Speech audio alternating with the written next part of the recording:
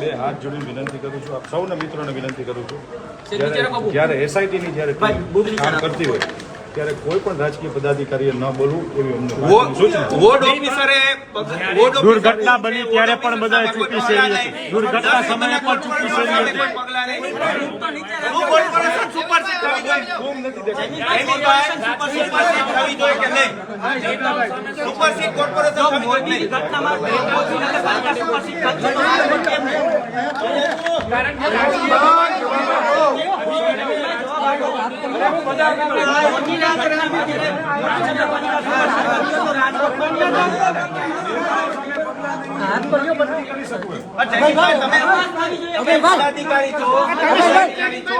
સ્વૈચ્છિક રાજીનામું આપશો તમે? રાજીનામું આપો તો મારી પાર્ટી કે છે 100% આપી દઉં.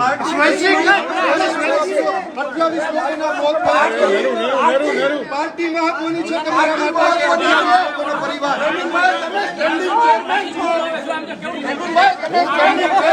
જવાબદાર છો, પદાધિકારી છો.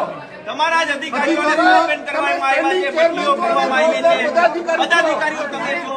તો ક્યારે જીએસટી નંબર કઈ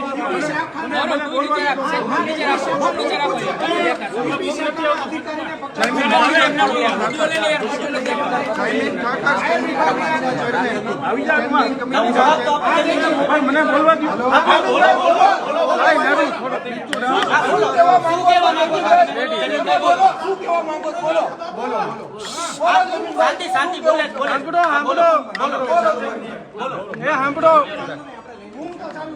જ્યારે એસઆઈટીની રચના